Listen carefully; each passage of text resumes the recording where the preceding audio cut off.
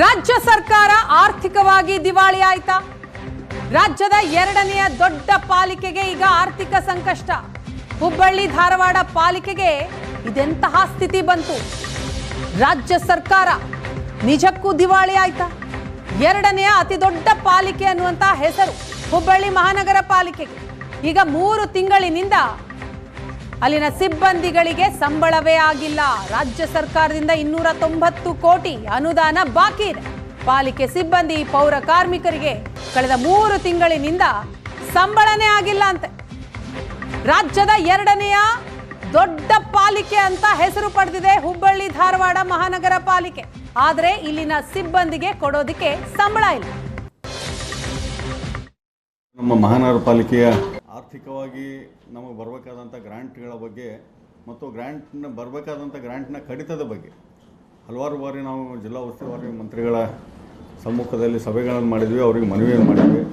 ಮಹಾಪೌರರು ಖುದ್ದಾಗಿ 16 ಬಾರಿ ಜಿಲ್ಲಾ ಉಸ್ತುವಾರಿ ಮಂತ್ರಿಗಳಿಗೆ ಮತ್ತು ಈ ರಾಜ್ಯದ ಮುಖ್ಯಮಂತ್ರಿಗಳಿಗೆ ಮನವಿಯನ್ನು ಕೊಟ್ಟರೂ ಕೂಡ ಯಾವುದೇ ರೀತಿಯಾದಂಥ ಒಂದೇ ಒಂದು ಅವ್ರ ಕಡೆಯಿಂದ ಇದುವರೆಗೆ ಉತ್ತರ ಬಂದಿಲ್ಲ. ಮತ್ತೆ ಸ್ಯಾಲ್ರಿ ಗ್ರಾಂಟ್ನಲ್ಲಿ ಕಡಿತವನ್ನು ಮಾಡಿ ಕಳಿಸಿದ್ದಾರೆ. ಒಂದು ಸ್ಥಳೀಯ ಸಂಸ್ಥೆ ಆರ್ಥಿಕವಾಗಿ ಈ ಬಗ್ಗೆ ಹೆಚ್ಚಿನ ಡೀಟೇಲ್ಸ್ ಅನ್ನ ಕೊಡ್ತಾರೆ ನಮ್ಮ ಪ್ರತಿನಿಧಿ ಗುರುರಾಜ್ ಹೂಗಾರ್ ಸಂಪರ್ಕದಲ್ಲಿದ್ದಾರೆ. ಗುರುರಾಜ್ ಹೂಗಾರ್, ಏನಂತೆ ಇವರ ಕತೆ? ಪಾಲಿಕೆಯಲ್ಲಿ ಕೊಡೋದಕ್ಕೆ ಸಂಬಳ ಕೂಡ ಇಲ್ವಾ? ಹಾಗಾದ್ರೆ ಅಲ್ಲಿ ಸಂಬಳ ಕೊಡ್ತಾ ಇಲ್ಲ, ಅಷ್ಟು ಇಲ್ವಾ? ಹಾಗಾದ್ರೆ ಆರ್ಥಿಕವಾಗಿ ದಿವಾಳಿ ಆಗಿ ಹೋಗಿದೆಯಾ ರಾಜ್ಯ ಸರ್ಕಾರ?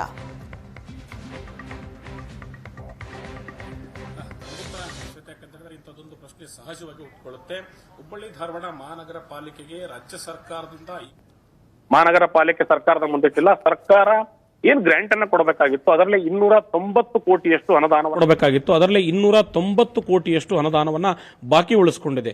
ವಿಶೇಷವಾಗಿ 49 ಕೋಟಿ ಅನುದಾನ, ವೇತನ ಅನುದಾನವನ್ನೇ ಕಳೆದ 3 ತಿಂಗಳಿಂದ ಪಾಲಿಕೆಯಲ್ಲಿ ಎ ದರ್ಜೆ ನೌಕರರಿಂದ ಹಿಡಿದು ಪೌರ ಕಾರ್ಮಿಕರವರೆಗೆ, ಕಾಯಂ ನೌಕರರು ಯಾರಿದ್ದಾರೆ, ಸರ್ಕಾರಿ ನೌಕರರು ಯಾರಿದ್ದಾರೆ, ಅವರಿಗೆ ವೇತನ ಸಿಕ್ಕಿಲ್ಲ. ಈ ಹಿಂದೆ ಕೂಡ ಜೂನ್ ಜುಲೈನಲ್ಲೂ ಕೂಡ ಇದೇ ತರ ಸಮಸ್ಯೆ ಉದ್ಭವಿಸಿತ್ತು. ಆಗ ಸರ್ಕಾರಕ್ಕೆ ಪತ್ರ ಬರೆದು ಕೇಳಿದಾಗ ಸರ್ಕಾರ ಹೇಳಿತ್ತು, ಪಾಲಿಕೆ ಸಾಮಾನ್ಯ ನಿಧಿಯಿಂದ ನೀವು ಬಳಸಿಕೊಳ್ಳಿ ಅನ್ನುವಂತ ಮಾತನ್ನು ಹೇಳಿತ್ತು. ಪಾಲಿಕೆ ಏನು ನಗರದಲ್ಲಿ ಕರ ಸಂಗ್ರಹ ಮಾಡಿತ್ತು, ಆ ಕರ ಸಂಗ್ರಹದ ಹಣವನ್ನ ಡಿಸೆಂಬರ್ವರೆಗೆ ವೇತನ ರೂಪದಲ್ಲಿ ಬಳಸಿಕೊಂಡಿದೆ. ಈಗ ಬಳಸಿಕೊಳ್ಳಿಕ್ಕೆ ಪಾಲಿಕೆ ಬಳಿ ಅನುದಾನ ಇಲ್ಲ. ಸರ್ಕಾರಕ್ಕೆ ಪುನಃ ಪತ್ರ ಮೇಲೆ ಪತ್ರ ಬರೆದು ಆಯುಕ್ತರು, ಜನಪ್ರತಿನಿಧಿಗಳು ಕೇಳ್ತಾನೆ ಇದ್ದಾರೆ. ಆದರೆ ಸರ್ಕಾರದಿಂದ ಯಾವುದೇ ರೀತಿ ಸಮರ್ಪಕವಾದ ಉತ್ತರ ಬರ್ತಾ ಇಲ್ಲ. ಹಾಗಾಗಿ ಕಳೆದ 3 ತಿಂಗಳಿಂದ ಮಹಾನಗರ ಪಾಲಿಕೆಯಲ್ಲಿ ಸಿಬ್ಬಂದಿಗಳಿಗೆ ವೇತನ ಸಿಗ್ತಾ ಇಲ್ಲ. ಹಾಗಾಗಿ ರಾಜ್ಯ ಸರ್ಕಾರ ಈಗಾಗಲೇ ಒಂದ್ ಕಡೆ ಗ್ಯಾರಂಟಿ ಯೋಜನೆಗಳಿಗೆ ಹಣ ಹೊಂದಿಸುವಲ್ಲಿ ಸಾಕಷ್ಟು ಸರ್ಕಸ್ ಅನ್ನ ಮಾಡ್ತಾ ಇದೆ. ಸಾಕಷ್ಟು ಅಭಿವೃದ್ಧಿ ಕಾಮಗಾರಿಗಳಿಗೆ ಕೂಡ ಯಾವುದೇ ರೀತಿ ಅನುದಾನವನ್ನು ನೀಡಿಲ್ಲ.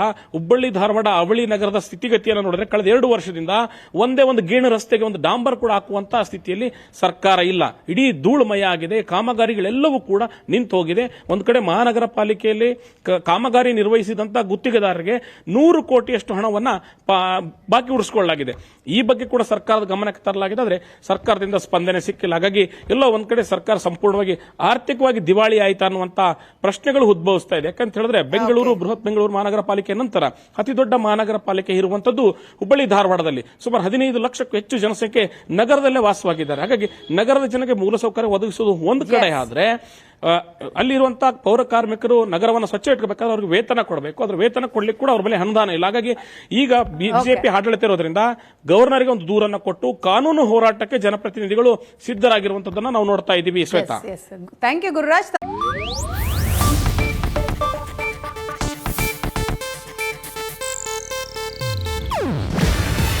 ಇದು ಏಷ್ಯಾನೆಟ್ ನ್ಯೂಸ್ ನೆಟ್ವರ್ಕ್ ಪ್ರಸ್ತುತಿ. ನೀವು ನೋಡ್ತಿದ್ದೀರಾ ಏಷ್ಯಾನೆಟ್ ಸುವರ್ಣ ನ್ಯೂಸ್.